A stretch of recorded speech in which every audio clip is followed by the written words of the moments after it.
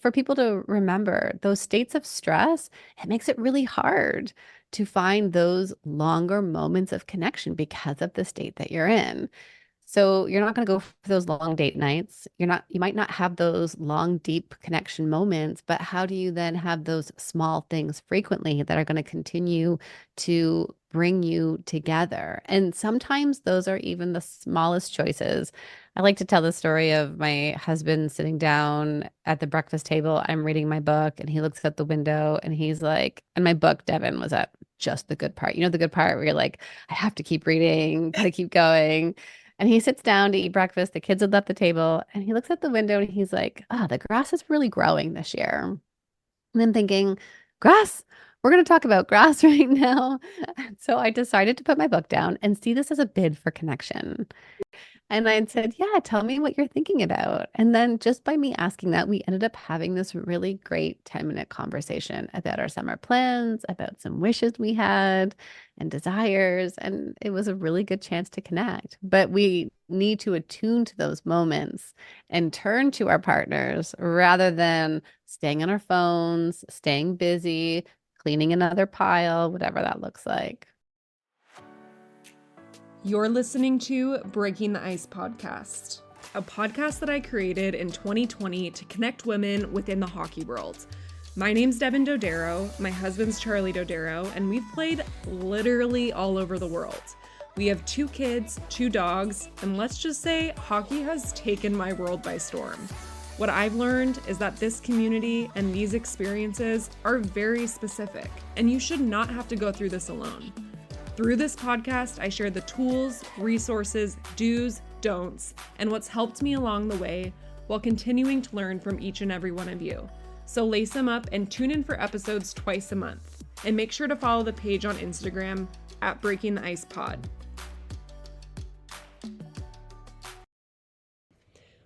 Welcome back to Breaking the Ice.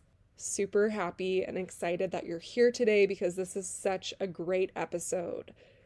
Before I get into all of those details, I just want to say if you are getting ready for your hockey season move, I hope that everything is going smoothly and this episode gives you kind of an opportunity to realize that you are not alone in some of the struggles that you may be experiencing as you're getting ready to move. Today on the podcast, I have Dr. Tracy D on, and I had her on a few years ago back in 2021. If you did not get a chance to listen to that episode, I will link it in the show notes. It is a must listen. It's one of my favorite episodes that I've actually ever done for so many reasons. One being that Dr. Tracy is a clinical psychologist that specializes in relationships. And her Instagram page, her podcast, her book is all about sharing things that couples fight about, patterns in relationships, how we can work through different aspects of our relationships. She is amazing. There's just so many good things I can say about her, and I found her because I used to listen to this other podcast that she was a guest on, and I had followed her ever since, and it's just been so amazing seeing her account grow. I've been a huge fangirl of hers. I just love everything that she shares and try to apply the little tips that she shares on her Instagram page to my personal life. And it's honestly just been the biggest honor to have her on my podcast, not once, but twice. So you are in for an amazing episode today. And we got into so many different topics that I have heard over and over during the years, and I have also experienced some of these topics myself. You can read more details in the show notes, but a few things we discussed were how to identify your own needs in a relationship. This often gets overlooked sometimes by ourselves because we're so go, go, go. We're so busy. We're kind of taking on that role of house manager in this lifestyle that sometimes we cannot even recognize our own needs until we're ready to explode. We talk about how our partner's mood can impact us after a game and how we can kind of impact our partner's mood with this lifestyle and the stresses that come with it. We also talk about in-law relationships. This was a really hot topic, and it's something that I've had submitted so many times on the Sunday check-ins. And so I had to ask the expert because this is something that she not only talks about in her own book, but also on her Instagram page very frequently. I'm going to link her book in the show notes as well. You guys, it's called I Did Not Sign Up for This, which is so funny because raise your hand if you've ever said that in this lifestyle. I didn't sign up for this. It's stressful, it's hard, but the book was so relatable and really, really resonated with me, and it was so hard to put it down. So, if you have the time and you're a reader or you just want some insightful tips on how to improve different aspects of your relationship, this is a must read. And all in all, before we dive into the episode, I just want to say that relationships are work. They're hard work, and then throw in a very chaotic lifestyle. A lot of feelings can come up of resentment and disconnect. And so, some of the topics that we talk about in this episode is how to work through those feelings so that we can ultimately become closer to our partners when we're in constant chaos. So, I hope that this episode resonates with you. Put in some AirPods, go for a walk, and enjoy.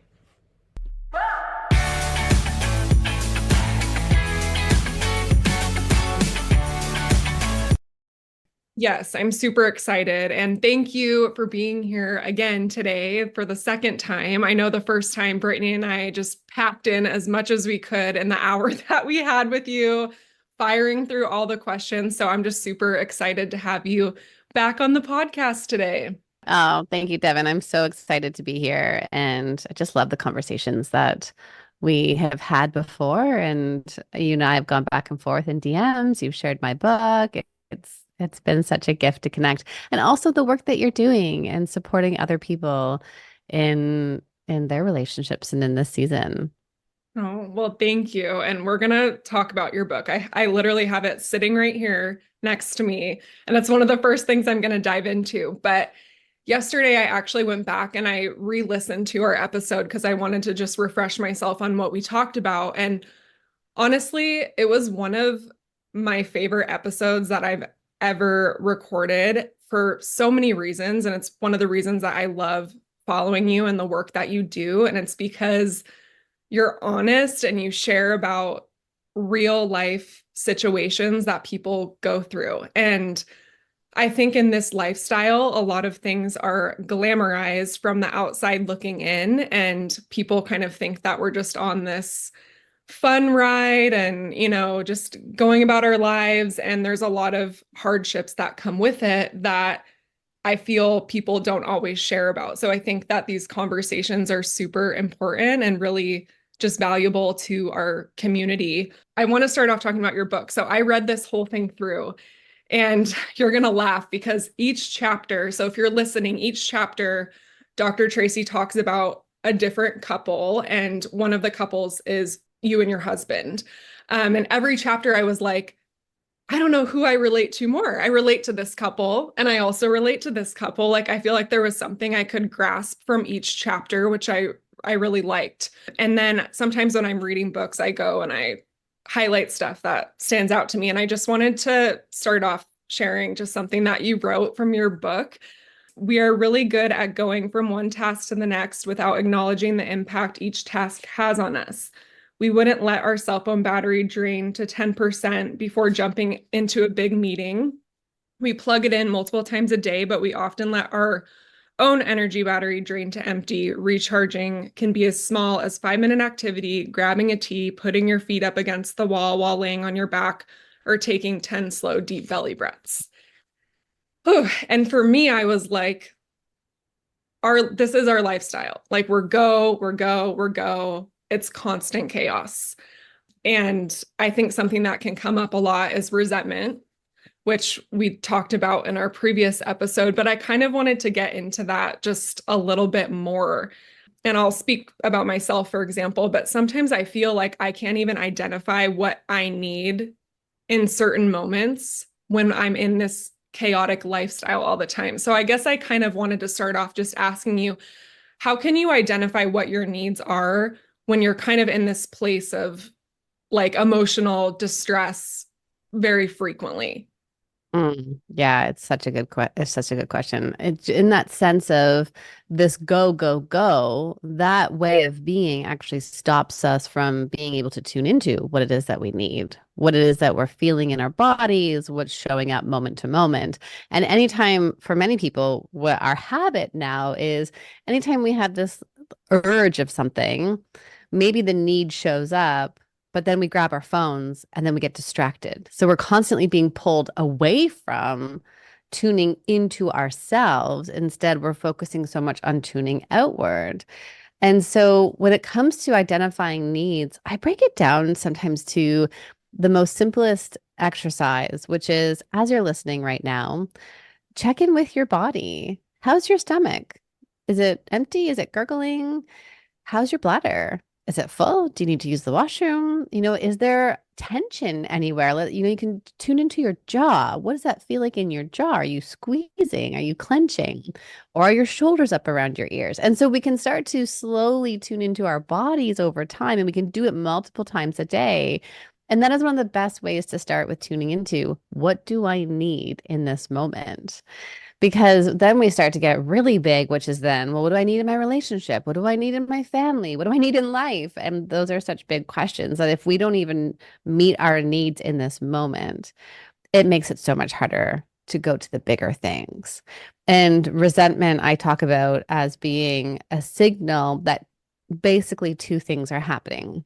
One, we are not vocalizing our needs, or two, our needs are not being met. And so those require you to tune into what is it that's happening for me right here. And so many women particularly struggle to identify their needs. We have been taught to look outward and to care for others. And Devin, what your child needs before they even need to vocalize it. You Yes. know what the needs are of the family, of the environment. And yet for ourselves, we're not good at tuning inwards. Mm-hmm. Yeah. And that reminds me of like just that phrase, like house manager.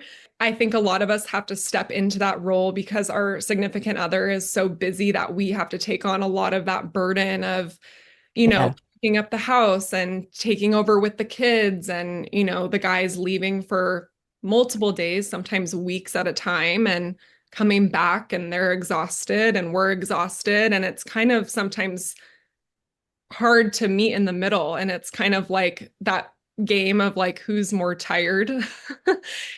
What would you recommend of how to express that to a partner as well before you're at that tipping point of like explode, like just mentally like exploding? This will be different for everybody because there's this element here where some people will need that time to themselves, other people recharge with connection. It all depends what it is. But I think what really is required is a conversation together, not in the heat of the moment. Right when your partner gets home after they've been gone a week, you have all of this pent up feeling. You desperately need to get what it is that you want. They desperately want to get what they want, and everything just explodes. So this is more of a we're settled in, we're at the table, or we're feeling good, we're sitting on the couch. The kids aren't pulling at us if you have kids, but it's one of those conversations where it comes down to what is my experience like? How do I feel while you're gone? How do I feel being the house manager? And then what is it that I need? And we are often really unclear about those needs, and needs being connection, a sense of belonging, autonomy, freedom, play, support. Those are needs. But what we tend to do instead is we have conversations that include criticisms or contempt. And it sounds more like I'm, doing all of the things and you get home and you don't even participate and you're focusing on them and what they're doing or what you perceive them to be doing rather than on what's actually happening inside of you. Mm. And I think so many of us, and again, speaking from experience, are guilty of that. Like when they get back, trying to share in the moment, like, I'm feeling this way, and this is, and it's never really beneficial to talk about that. So I think that's a good note is just to, I mean, no one likes to talk about things when everything feels good and calm, but it makes Oh, me, but those are the times where yeah, we need to talk about those things, right? you're like, Those I are don't, those are the moments where it doesn't have, yeah, like you feel good. And also too, Devin, I think let's recognize the challenge of when you're apart, you want to feel good because you're apart. So let's keep the connection smooth. I'm not going to bring up big things. You're playing games, right? But then when we're together, wow, our time is so minimal. So we don't want to have those arguments. And so I think what we need to make sure we do is reframe these conversations, not that they necessarily have to lead to arguments, but instead, that they could be ways to deepen our understanding of each other. What is it that you need when you get home? What's it like for you when you're on the road? What's it like for you entering back into this type of, workplace, right? Like this type of chaos with the kids and they're screaming at you. And then what's it like for me to have you come home? And so each person can understand each other and your own lived experiences rather than making all these assumptions and perceptions. And then from there, you can start making a decision about what do we need to do next? What needs to change? What would this look like as a team? hmm. Yes, I love that. And it's funny, the reel that you posted yesterday leads me into my next point, about your partner's mood impacting you.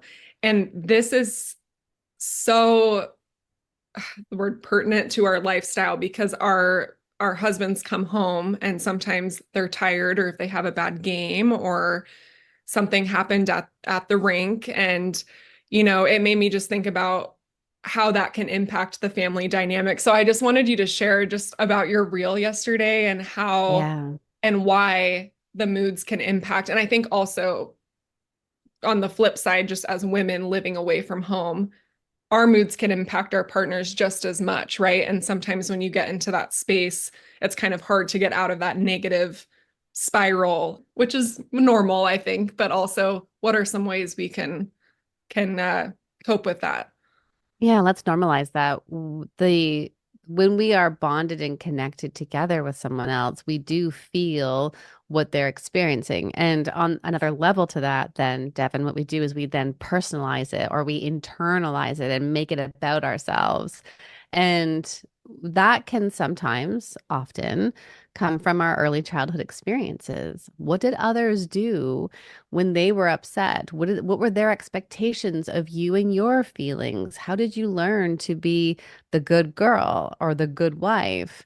What did you learn to do with your feelings? And so for many people, they've had this experience of I'm the cause of their feelings, or if they're upset, it's because I did something. And a lot of that is this internalization.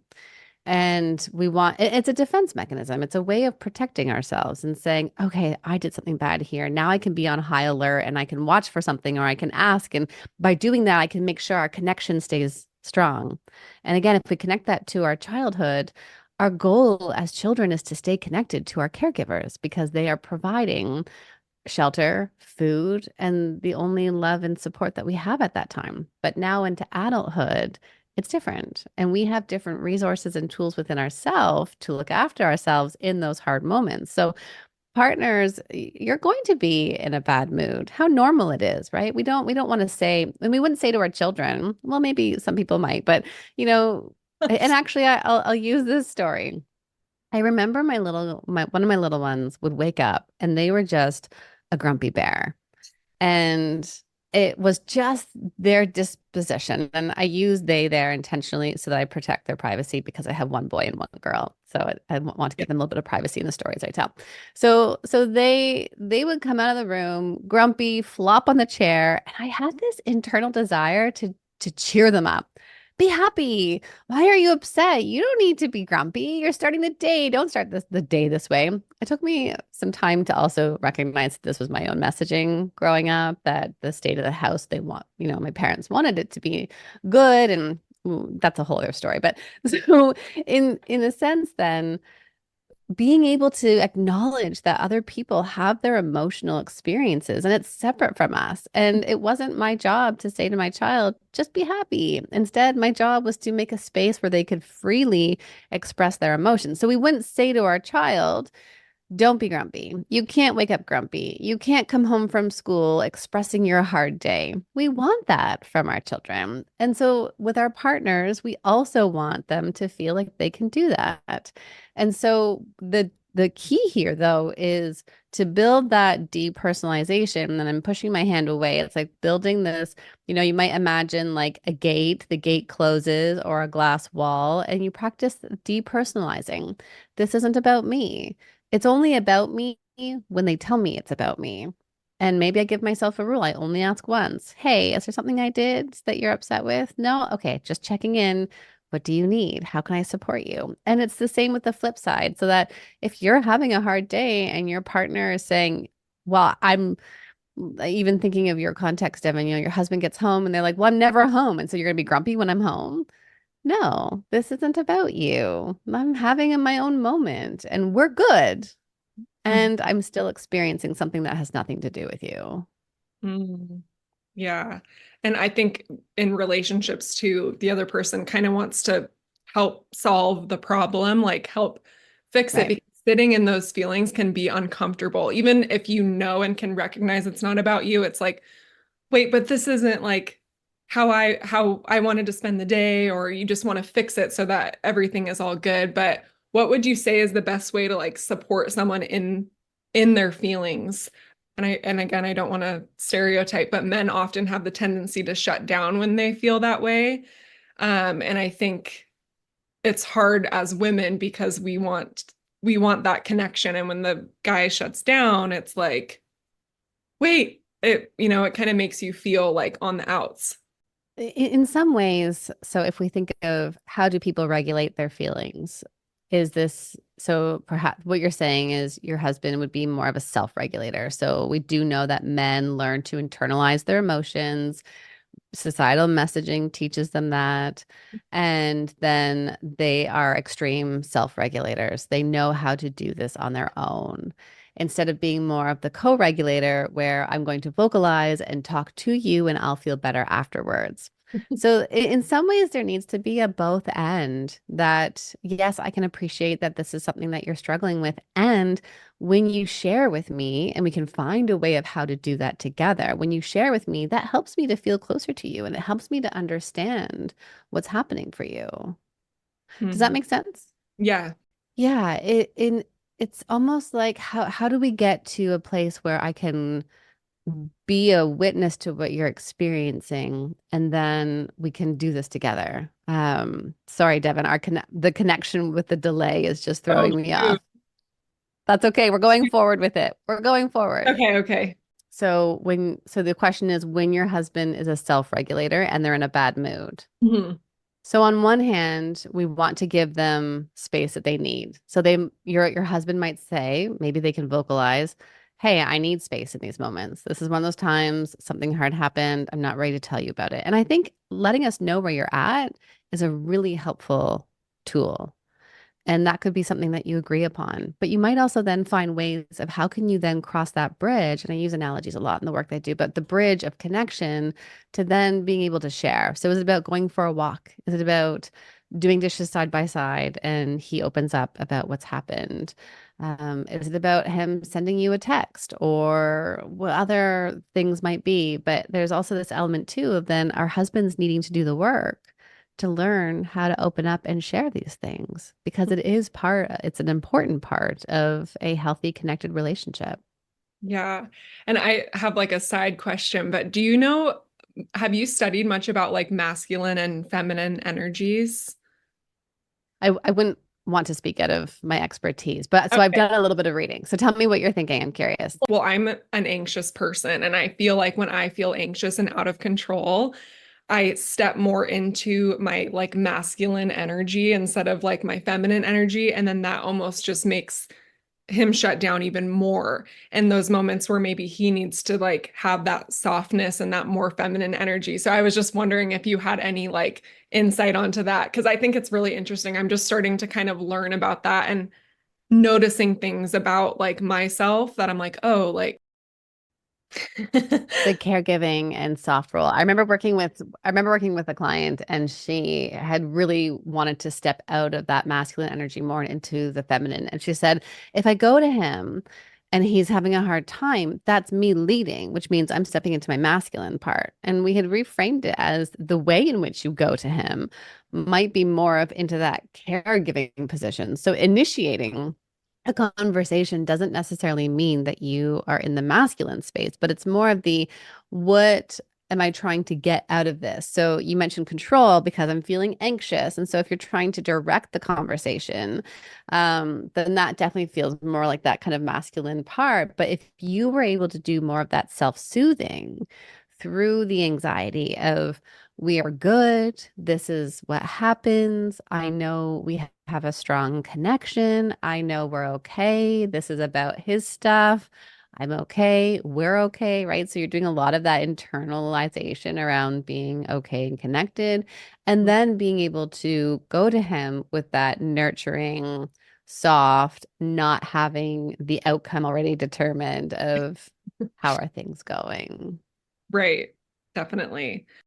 And I know something that you speak on your Instagram page is in-law relationships. And that is a funny one in the hockey world because hockey hockey parents can be intense and they can be very involved in their significant other's career and all other things. And so it can definitely be a And challenge. especially too, Devin, where those parents were really involved in their career early on Mhm. and played a certain role there. And then now you as wife, you're stepping in, trying to play that being there, supportive role.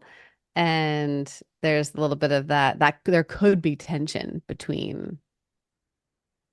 Between, yeah, exactly. Yeah. Uh, yeah, and a couple of the questions that I had were about boundaries and boundary setting with in-laws and also with speaking to their partner about supporting them through those boundaries because and I think that's a normal thing. It's when you grow up with your own family, that's kind of what you know and what you're familiar with. And then when someone steps into that dynamic and they're like, "Whoa, like this is too much for me."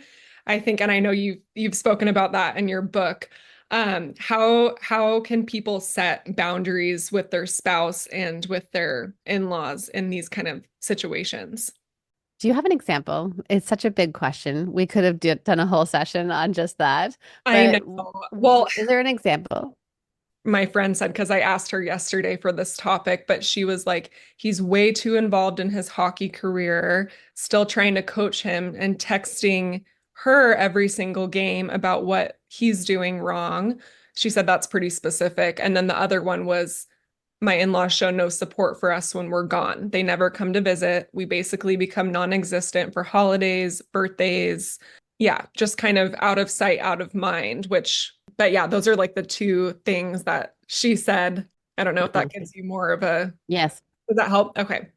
Yeah, so let's talk about the entry into the family. I think is the first thing to understand is that your husband and his parents had a dynamic existing already before you joined the family.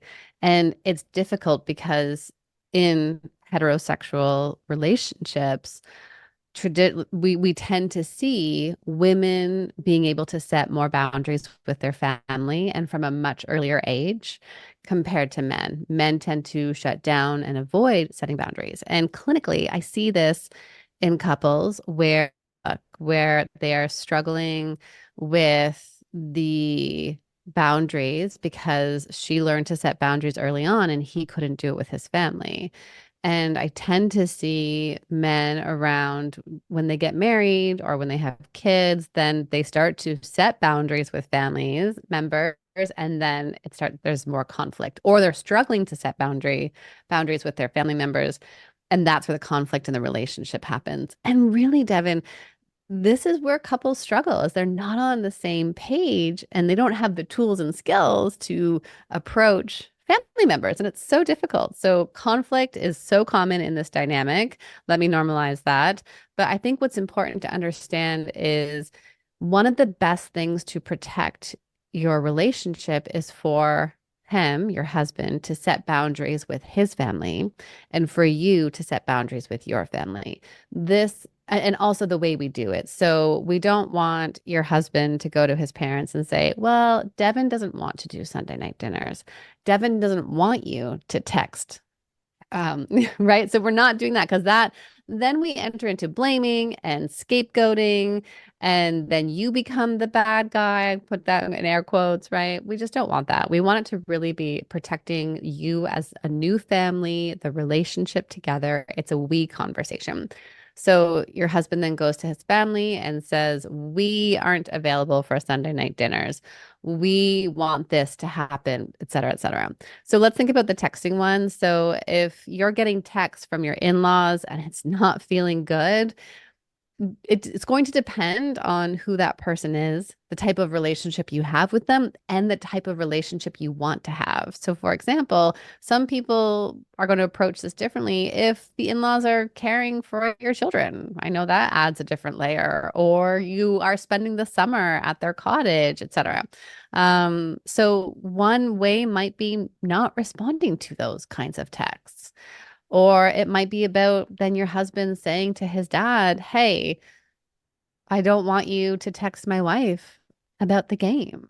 And if you have things, why don't you and I plan a, a night, we'll go get dinner and we can talk about it. And what's interesting is that when you give your parent that airtime and that space, there's no need for them to have those texts. Then his dad can write notes all he wants and then knows that he's going to connect later on with his son.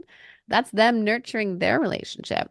Um, but I think the thing too in there is that it requires you as the wife, the partner, to be uncomfortable in maybe not responding to those texts, or you might even respond something like, this isn't something to text me about anymore. So again, it depends on and different levels that you need to take for what's going to work for that one. So whether your husband's going to say something to his dad, whether you're going to have an approach to his dad, which might be really empathic. I know how much you love to support the games, how much you love watching them and see, we view with good intentions. Everybody always has good intentions, even though it doesn't always come out that way. And then putting that boundary in place, which is these texts aren't really working for me and I don't want to receive them anymore. And then the other one too, where it's challenging around whether family members are around and supportive. I think there's grief work to do in there because for some, you can have a conversation with family members and they can hear your concern, but for others, they might not be able to hear what your concern is. And the concern being, I need your support. We as a family need your support, even when we're not here, and here are the ways, things that would be helpful for us.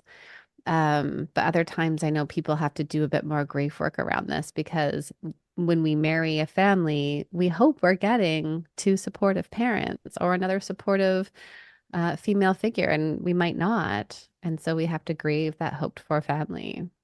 Yeah. What is grief work? Like, can you explain how someone can work on something like that? Yeah, good question.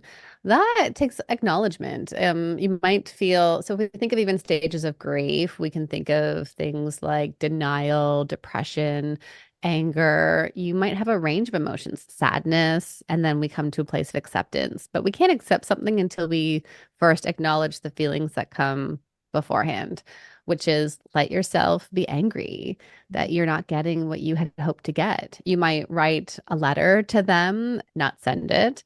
You might spend some time meditating. Compassion meditation might be a helpful one.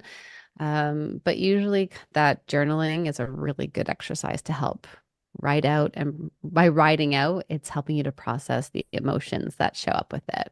Yeah.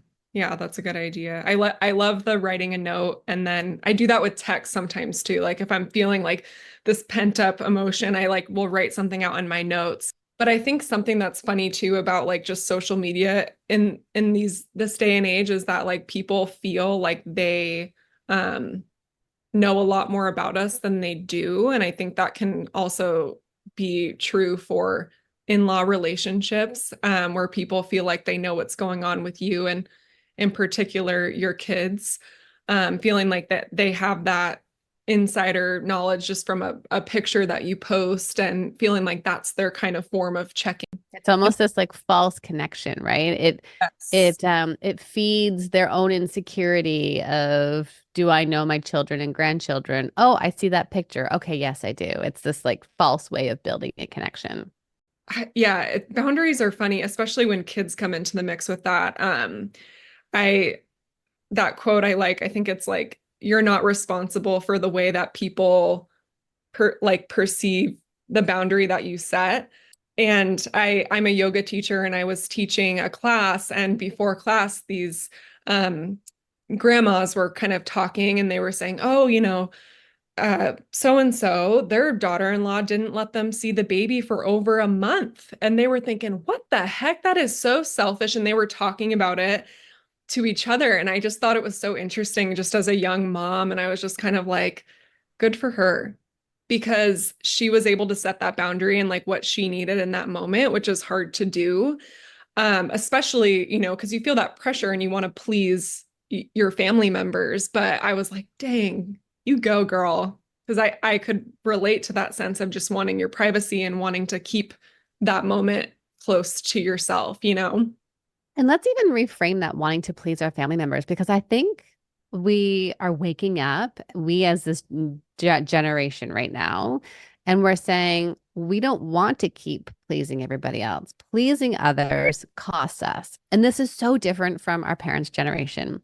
And we now understand that when we please, and Brene Brown talks about the three P's, the pleasing, performing, perfecting. When we do all of those, it's exhausting. We are not our authentic selves. And now, especially with all of this information, we're saying we don't want that. And it's really hard for a different generation to understand that. But there's a new group of women who are saying, I'm going to upset other people and I'm okay with it because this is really important to me. And it's so interesting that these grandmas viewed it as selfish rather than seeing that this was somebody's individual need, and that that boundary is not a selfish desire. It's not a wish to keep people out. It's actually about building connection. This is about building something that works together, works for both, works for herself as a mother, a new mother. And so, it's interesting though, because I do wonder if her own daughter had done the same thing, would she have called her daughter selfish, or would she have understood that that was her daughter's desire and wish? Yeah. And so, do we as grandmothers view our daughters differently than our daughter-in-laws? And again, that comes back to, what is the precedent around boundary setting from your husband in the family? And so, as soon as people get married, I wish they were working on boundaries with both sides of families. But as soon as people get pregnant, those are the times where they're going to want to start talking within each other as a couple unit to prepare for these conversations, and Mhm. then have those conversations over time with their parents. Yeah.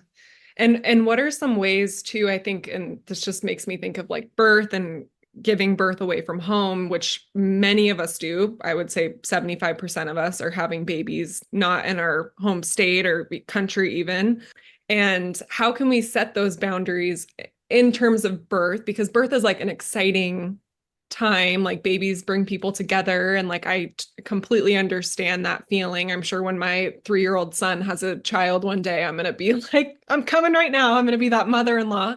Just kidding. But how can we set those how can we set those boundaries with the whole point of like the trip, the flying out, who's staying at the house, and maybe how can we talk to our husband in a way that's like, I don't know exactly know how I'm trying to ask this, but just saying like, I don't really want your parents staying in our European apartment while I'm 2 weeks postpartum with an infant. They might not get it because from their perspective, that's their parents and this is also their baby.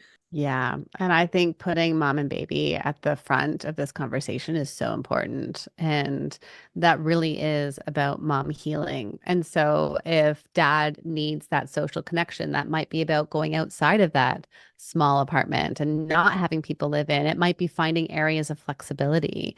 So I think as a couple, there's always these levels here, right? There's layers. The first one is first identifying what is it that you think you might need. And you're also allowed to change your mind. Yes, I can appreciate flights and hotel bookings and all of that, but maybe that then gives you more space and time to make that decision. So decisions don't have to be made right away. Then, after discovering what you are going to feel comfortable with, do you want other people in your space while you're trying to figure out how to feed your baby? While you're trying to figure out how does it even feel to hold my little one and to get to know them? What does sleeping look like? All of that. And then talking to your partner and expressing your needs and seeing what ideas and thoughts they've had. Sometimes we go to our partners already having something so formulated that we forget that they also have an experience in this. And so we want to hear from both sides and talk about pros and cons, desires, wishes, what could be flexible. So if parents want to come in right at birth, maybe they stay a few blocks away. And if you're ready, then you can do a short visit. Or, like there's all of these different areas of flexibility within that I think people can problem solve for. But it is then about your husband going to his parents earlier rather than leaving it till later, right? We're not talking about week 39. This is earlier on saying, here is the reality of our situation. And that is that I know it will cost a lot for you to get over here. And for what's going to be best for us, notice I'm using a lot of we and us language, then we don't want you to stay with us. And also, I think there's such an important piece for us, and we do this with our own family, and then our husbands can do it with their family, of recognizing this is so exciting. It is such an exciting time in our family, and we want you to be a part of it. And by doing that, you're soothing that. And Devin, you just did it, the excitement of like, I want to be right there, right? Like you're soothing that excitement. You're letting them know, I see you. I can't wait for you to be part of this. And we're going to do it at a time that works best for all of us because then we'll feel better about having you in our space. And that, again, what I wish more husbands were doing, and I love working with men in my practice for this reason, is really just understanding that it's okay if your family is upset at your boundaries. It doesn't make you a bad son or daughter. Mhm. No, most people are not happy when you set boundaries because, you know, that we just want what we want. People personalize it. Like I can Yes. empathize that someone could be like, whoa, like why wouldn't they want me here?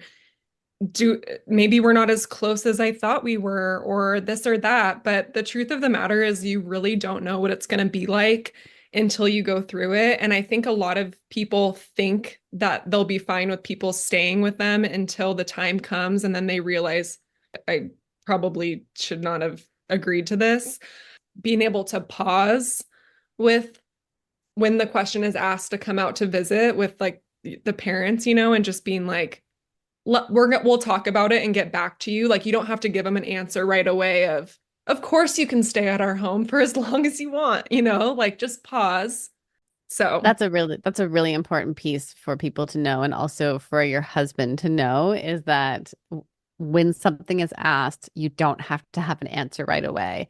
Oh, hey mom, great question. We'll talk about it over the coming weeks and then we will let you know what we want. And that I think that is so important because again, what it does is you're protecting the relationship over your relationship with your parents. And I know I'm always mindful of the cultural component because I know in some cultures it goes your family of origin first and then your partner.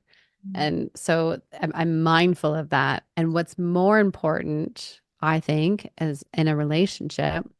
Hang on, let me rephrase that because I don't want to say it's more important, but I think what is key in this conversation is about you and your partner finding a way through this that's going to work for both of you, considering all of the factors of who you are. someone asked, how can I prepare for a baby with my significant other and all the changes that will come into our life? Oh, Loaded. Another loaded one for you. read it again. How can I prepare for a baby with my significant other and all the changes it will make? To build onto that a little bit, it's so hard. It's like, to me, I read that and it's like she wants a sense of control in the uncontrolled chaos that we live in. And like, what can I Yeah, control? What conversations can I have to right. make this less stressful for me? If it's possible, grab a resource. My book is a great place to start. My membership community is fantastic in the sense that it's going to teach you your blind spots in your communication and give you some solid communication tools. So, do something now for your relationship so that you can learn, how do I actually communicate? What ways work and what ways don't. And you might not even be in a stressful spot, but then you can start seeing what are some of those triggers that could happen down the road and how do we really strengthen our bond right now? Because right now you have time and space. So it's not that people don't necessarily know how to communicate. It's more that when you start to feel pressure and you're sleep exhausted and you are having all of these hormonal changes after giving birth and you're trying to navigate caring for this dependent little being. You don't have time and space to work through conflict. So learning those skills and tools now is so important. The other thing I think is really key is start building in those rituals of how you connect.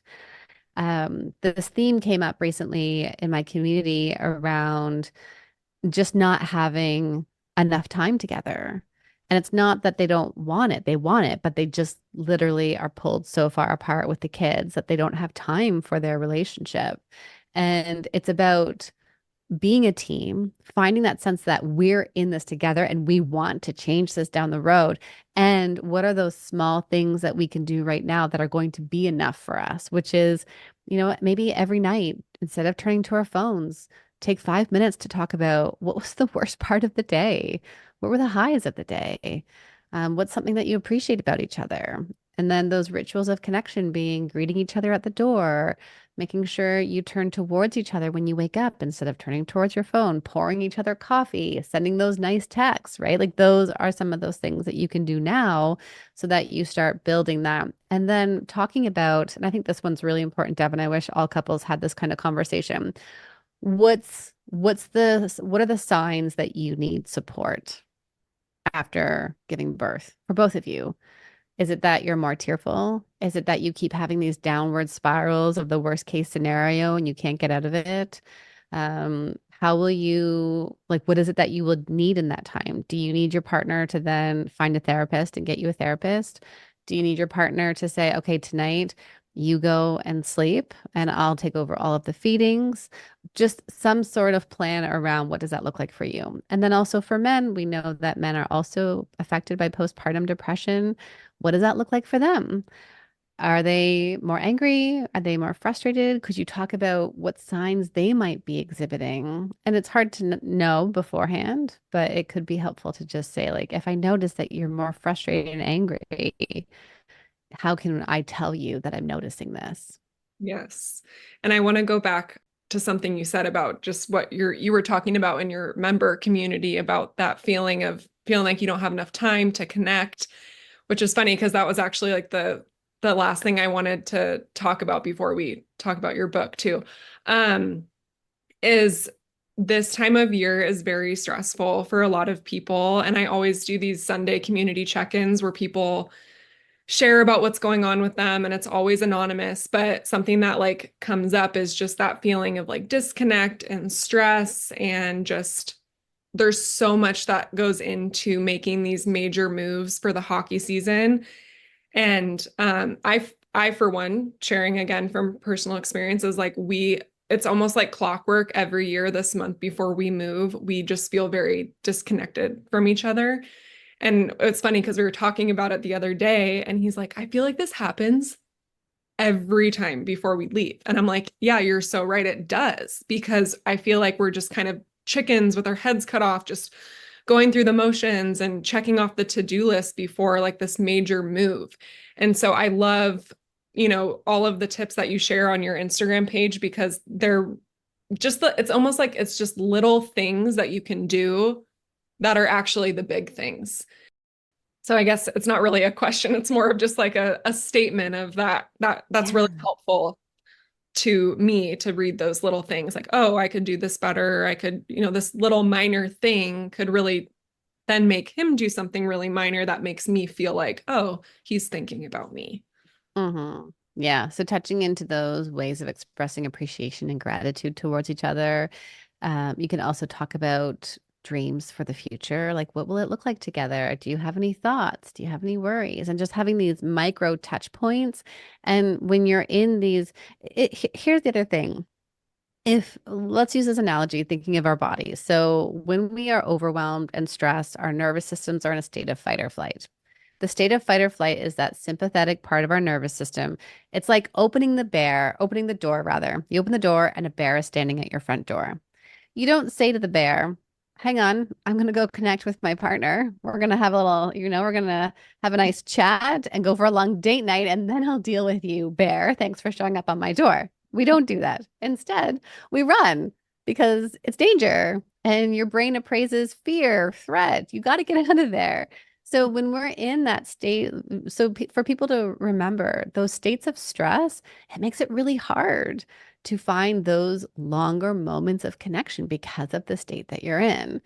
So you're not going to go for those long date nights. You might not have those long, deep connection moments, but how do you then have those small things frequently that are going to continue to bring you together? And sometimes those are even the smallest choices. I like to tell the story of my husband sitting down at the breakfast table. I'm reading my book and he looks out the window and he's like, and my book, Devin, was at just the good part. You know, the good part where you're like, I have to keep reading, gotta keep going. And he sits down to eat breakfast. The kids had left the table, and he looks out the window and he's like, "Ah, the grass is really growing this year." And I'm thinking, grass? We're going to talk about grass right now. So I decided to put my book down and see this as a bid for connection. It was a Relatable. small moment. He's Men, trying to, men love their yards. I know, I know. I get it. Cool, right? Grass is growing great. So I saw it as a moment of connection. I put my book down. I knew I would get to it later. And I said, yeah, tell me what you're thinking about. And then just by me asking that, we ended up having this really great 10-minute conversation about our summer plans, about some wishes we had and desires. And it was a really good chance to connect. But we need to attune to those moments and turn to our partners rather than staying on our phones, staying busy, cleaning another pile, whatever that looks Yeah, I think those are important because they're easy to miss too, because you don't always notice like someone's trying to connect with you by making just a simple statement, but it's kind of like an invitation to, like you said, to connect. So like. Yes. being in tune Yeah. with that. Yeah. I know we're running out of time, so I want to just talk about your book for a second and more so just any key points that you want to share about your book for people. And I'm going to put it in the show notes too. And this book was amazing. It was so well written. Thank you. Thank Yes. you. I wrote this book because I wanted people to see what couples fight about, what everyday couples fight about, and to understand, well, first, what does it look like in couples therapy? But then also to be able to see how we tend to swing from codependency and into hyper independence. And instead, what we want to build is interdependence in our relationships. And I love reading and learning and listening about other couples. I love overhearing couples have conversations. And so I brought the stories of couples into the book as a way to teach how we can do this and the work that we do. So it's called I Didn't Sign Up for This because I found myself sitting across from couples and women all saying the same thing about their marriages. I didn't sign up for this. Right. People don't talk about this stuff on a deeper level because you don't want, your partner to look bad or for people to see your relationship in a negative light. And so I think people really internalize a lot and they think, "Oh, is everything okay Yeah. with my relationship?" And you can't always differentiate like, "Oh, is this normal?" But like just reading your book too, you're like, "Oh, these are like common things." And from the previous episode that we did, that quote, you fight about the same thing you did at the beginning of your relationship. And it's just funny to read these like reoccurring patterns because I think each couple that you talked about, it was kind of like the same theme that they were fighting about like the whole time, Mm. and just in different ways. So I thought it was just really interesting. Yeah. Yeah, it's been so cool to see the responses from the book and just seeing how much people have learned from it. And there's exercises at the end of each chapter. And then just also talking about my own story. I like people to know that I've been a human a lot longer than a therapist. And I knew all of the skills and tools in my therapy room. And then going home, being a mom to two kids, I struggled. We struggled. And it's interesting, Devin, too, because I know a lot of people, I saw a few posts circle around on Instagram recently, and people were saying that they had hit the bottom of their marriage and then they were coming out of it.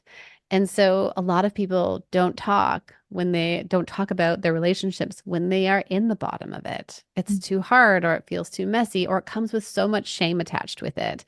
And so often then people will talk about it when they're coming out of it. And I think it's important to normalize that being in a relationship is incredibly hard. And it's not if we struggle, it's when we struggle. And then when you hit that spot, then reaching for supports, reaching for resources, and knowing that if you're on the same page together moving forward, you'll come out of it. Takes a lot of work. And I love that you shared about your own personal relationship and continue to share that on your page because that's what makes you very relatable and why you've grown into everything that you have is because you're likable and relatable. And yeah, I'm obviously a huge fan. I've told you that. So thank you for being you and Thank authentic. you, And Devin. yes, and if people want Oh, thank you. to follow you or get connected with you, where can they find you? Yes, the best thing is my Instagram page. All my links are there. It's Dr. Tracy D is my handle. My website's drtracyd.com. If you're looking for one-to-one sessions, reach out to me. All of my contact information is there. And it's just been such a gift to be able to do this work, but also to sit with you, Devin, and to be able to share with your community. So thank you for having me back again. Thank you so much.